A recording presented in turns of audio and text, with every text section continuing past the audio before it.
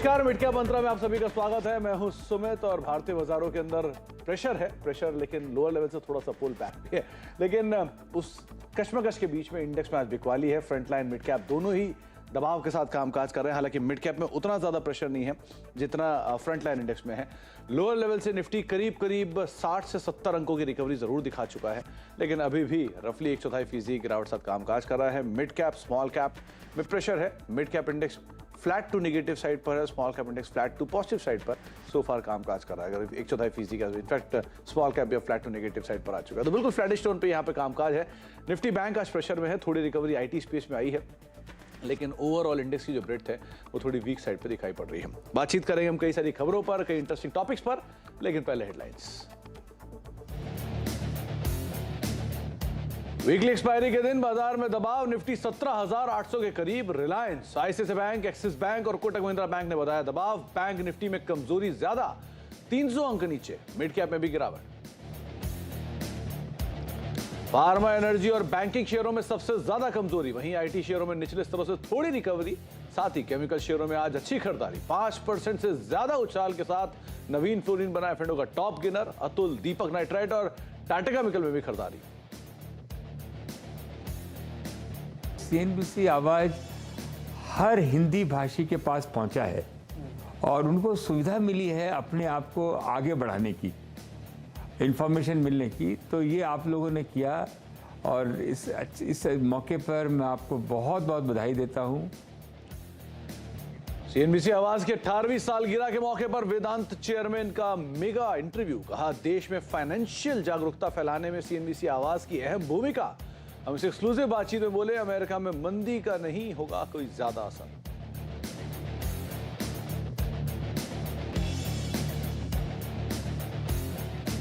नायका में हुई 1,42,00,000 शेयरों की ब्लॉक डील। कुछ निवेशकों ने बेचे शेयर, सौदे के बाद शेयर में हल्की गिरावट।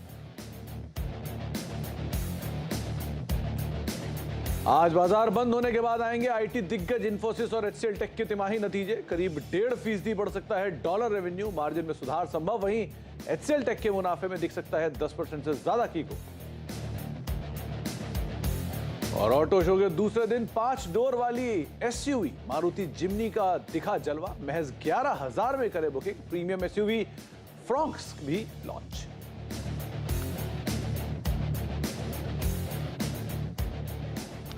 तो भारतीय बाजारों में बिकवाली थोड़ी देर पहले ज्यादा थी, लेकिन निचले स्तरों से रिकवरी के साथ करीब 1/4% गिरावट के साथ इंडेक्स अभी कामकाज कर रहा है। 52 अंकों का डिक्लाइन सो फार निफ्टी के अंदर देखने को मिल रहा है। मिड कैप इंडेक्स 99 अंक नीचे, करीब 1/4% के आसपास की गिरावट वहां पर देखने को मिल रही है। स्मॉल कैप इंडेक्स बिल्कुल फ्लैट है। निफ्टी बैंक के अंदर भी थोड़ा बहुत प्रेशर है, लेकिन आज जो की मूवमेंट आया है थोड़ी देर पहले, वो आया है आईटी स्पेस के अंदर। आप आईटी एक बार लेकर आइए, क्योंकि निचले स्तरों से इन्फोसिस ने तेजी पकड़ी नंबर से ठीक पहले।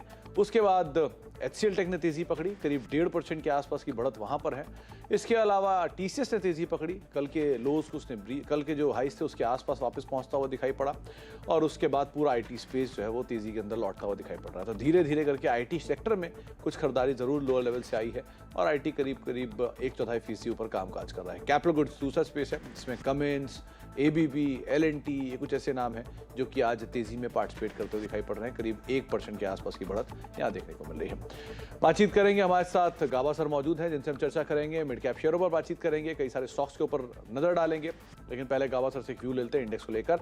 गाबा सर, मार्केट्स को लेकर क्या रुख है? क्योंकि 17 जो इंडेक्स का क्रूशियल लेवल है वो करीब 17,844 अभी पहुंचा, लेकिन 17,780 के आसपास के क्रूशियल जोन से ही पुल बैक लिया है। तो क्या करें इंडेक्स में? लॉन्ग रहें, बने रहें, क्या करें? लॉन्ग रहना चाहिए, क्योंकि आज एज लॉन्ग एज टुडे आज का लो बरकरार है, तब तक मैं कहूंगा कि बस लॉन्ग ही रहे और कुछ नहीं कर सकते और कोई चारा भी नहीं है।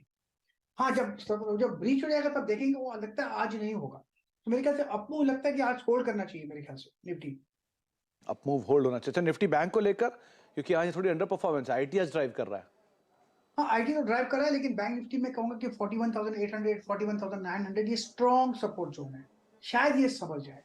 लेकिन है वीक, अपमूव मिला। ये अपमूव जो मिला ये रिएक्टिव अपमूव है। ऊपर तो क्या थकान के लिए, क्योंकि आज एफएनओ एक्सपायरी है। इसका जो मूव बनेगा, क्लियर कट मूव कल बनेगा।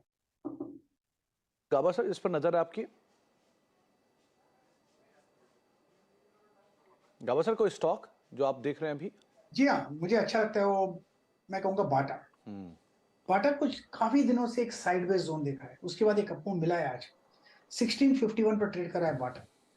इसमें एक अप मूव मिलना चाहिए, स्टॉप होगा 1640 का और अपसाइड टारगेट 1665 के नजर आते हैं। बाटा, ये बाटा मुझे अच्छा लगता है। दूसरा स्टॉक जो पसंद है इस वक्त वो है इन्फो एज।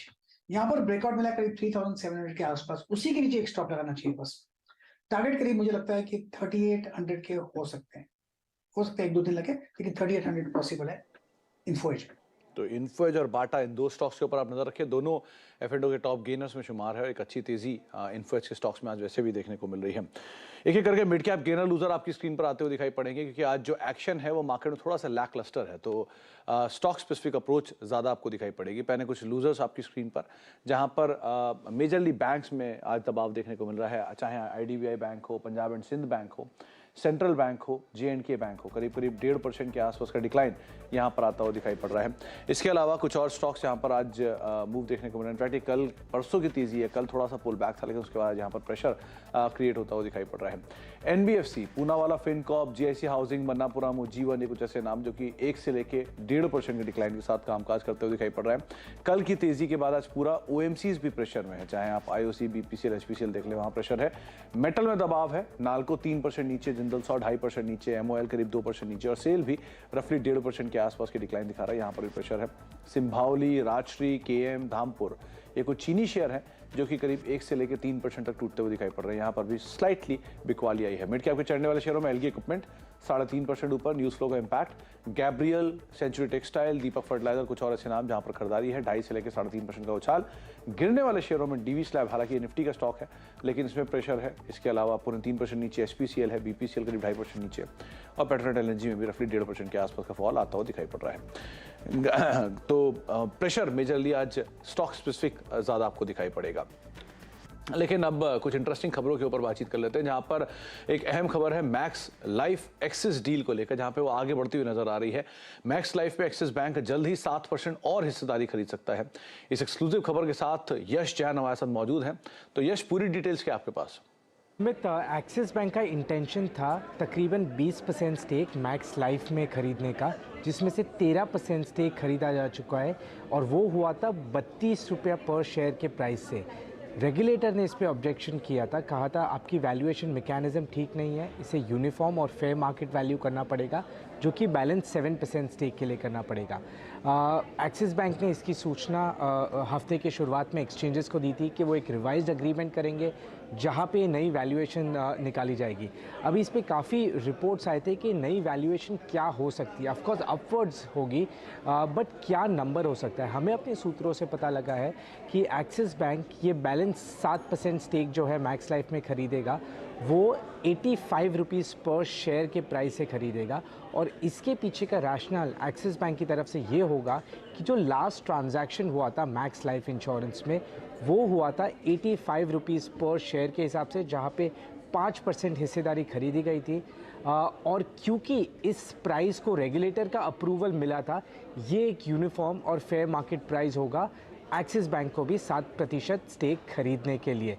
अभी इस पे डील पे काफ़ी बदलाव आ जाता है, क्योंकि 32 रुपये में जो पहले 13% खरीदा गया था, उससे काफ़ी ज़्यादा डील साइज़ बढ़ जाती है। डील साइज़ अभी नई 85 रुपीज़ के प्राइस के हिसाब से हो जाती है 1139 crore rupees versus 429 crore rupees. इसका मतलब एक्सिस बैंक को जो है 710 करोड़ रुपए एडिशनल पे करने पड़ेंगे वो 7% स्टेक खरीदने के लिए मैक्स लाइफ में। ऑफ कोर्स ये लिस्टेड मैक्स फाइनेंशियल सर्विसेज है, उसके लिए पॉजिटिव है, क्योंकि जहां उन्हें 430 करोड़ आ रहे थे, वहां पे अभी 1140 करोड़ आएंगे अपने वही 7% स्टेक के लिए। एक्सिस बैंक के लिए ऑफ कोर्स ये पे आउट ज़्यादा बड़ा हो जाएगा as compare to previous deal, but ये एक प्रपोजल रहेगा एक्सिस बैंक का 85 रुपीज़ पर शेयर से अक्वायर करने के लिए। फाइनल डिसीजन जो है वो इंश्योरेंस रेगुलेटर जो कि IRDAI है उसके पास ही होगा। तो फाइनल रेगुलेशन IRDAI के पास होगा, लेकिन ये बात सही कह रहे हैं यश की मैक्स के लिए एक अच्छे जो रकम है वो मिलने की उम्मीद लग रही है, और एक्सिस के लिए एक ज़्यादा बड़ा पे आउटगो जो है वो पैसा का आता हुआ दिखाई पड़ सकता है। बहुत बहुत शुक्रिया यश, ये डिटेल हमसे शेयर करने के लिए और हमसे बातचीत करने के लिए। गाबा सर, एक्सिस बैंक कोई टिप्पणी आप यहाँ करना चाहेंगे? क्योंकि मैक्स तो आज मोरलेस फ्लैटिश टोन पे कामकाज कर रहा है, बैंकिंग का प्रेशर एक्सिस बैंक में दिख रहा है और ये न्यूज फ्लो का इम्पैक्ट भी है 2.5% नीचे है, क्या करें यहाँ पे? एक्सिस बैंक मुझे लगता है कि ये जो चार्ट है उसका थोड़ी दिक्कत है। पॉसिबल है कि लो लेवल देखें, लेकिन शायद 900 पॉसिबल है। स्टॉप होगा 937 का एक्सिस बैंक पर, शॉर्ट कर सकते हैं प्योरली ट्रेडिंग पर, क्योंकि स्ट्रेच हो चुका था ऑन द अपसाइड। बैंक 900 रुपए तक के शायद जोन्स दिखा सकता है, 2-2.5% ऑलरेडी ये नीचे कामकाज भी कर रहा है। एक और इंपॉर्टेंट अपडेट जो कि स्टार्टअप इकोसिस्टम से लेकर है कि स्टार्टअप इकोसिस्टम में फंडिंग बढ़ाने के लिए बजट में बड़े फैसले कर सकती है सरकार। सूत्रों के मुताबिक जो स्टार्टअप्स को सरकारी बैंकों में जमा अपने जीएसटी क्रेडिट का इस्तेमाल कोलेटरल के तौर पर करने की इजाजत मिल सकती है। इस खबर पर और ज्यादा बातचीत कर लेते हैं, आलोक प्रियदर्शी हमारे साथ मौजूद भी हैं इस पर। आलोक, स्टार्टअप्स के लिए तो बेटर ट्रिगर बन सकता है, तो क्या डिटेल है आपके पास?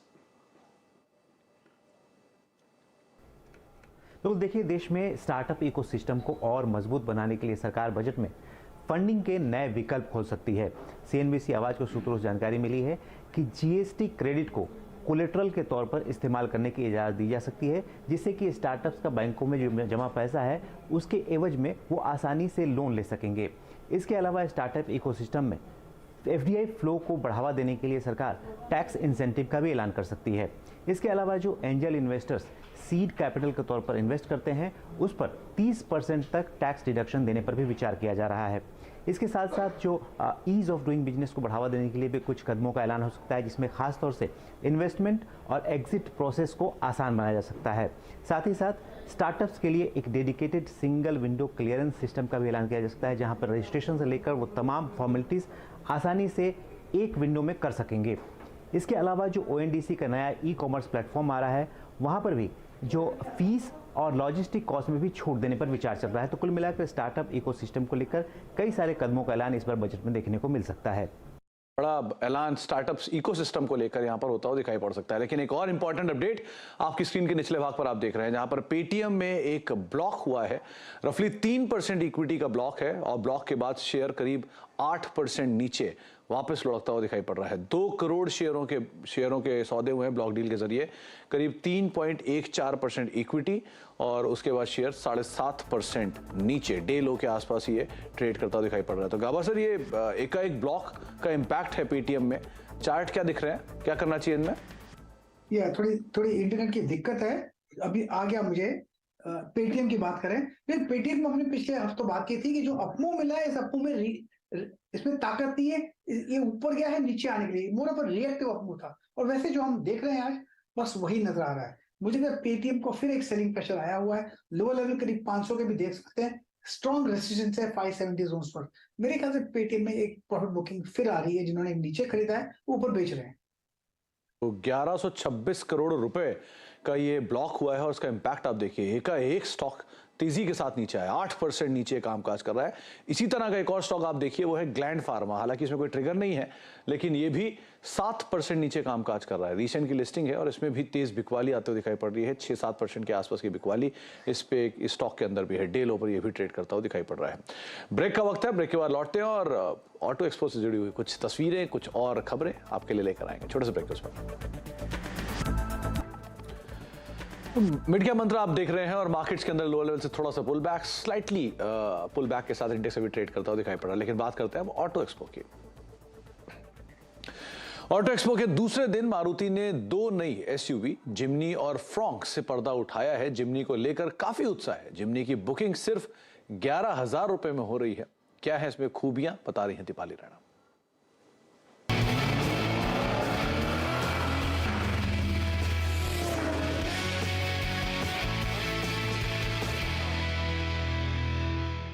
मारुति सुजुकी ने 5 डोर जिम्नी का ग्लोबल अनवील कर दिया है, लेकिन सबसे पहले इसको इंडियन मार्केट्स में लॉन्च किया जाएगा। और अगर आप इसका फ्रंट देखेंगे तो इसमें आपको स्क्वायर हेडलैम्प्स दिखाई देंगे। क्योंकि ये एक ऑफ रोडर है तो ब्लैक क्लैडिंग का काफ़ी इस्तेमाल किया गया है फ्रंट में या साइड प्रोफाइल में। ये 15 इंच के व्हील्स आपको दिखाई दे रहे हैं और व्हील्स के ऊपर आपको ब्लैक क्लैडिंग का भी इस्तेमाल काफ़ी किया गया है, क्योंकि ये एक ऑफ रोडर है। आप देखिए कि इसमें 3 प्रॉपर सेक्शन आपको दिखाई देंगे, फ्रंट, मिडल और रेयर में। रेयर हालांकि लगेज स्पेस के लिए दिया गया है।